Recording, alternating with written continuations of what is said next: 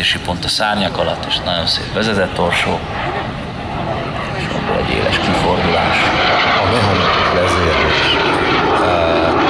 Azt mondják a pilóták, hogy legalábbis én itt hallottam már a repülőnapon, hogy a fly-by-wire vezérléssel azon nagyon sokkal könnyebb repülni, ugyanakkor vannak korlátai, nem enged olyasmit, amit a mechanikus vezérlés enged.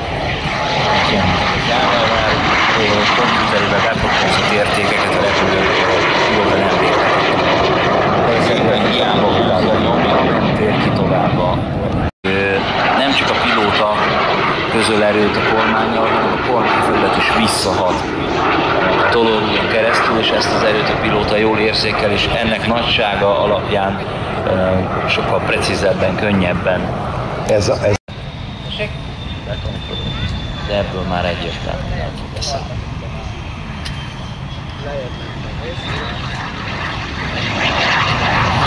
Közben azt a hírt kaptuk, hogy a valamelyik zöld hang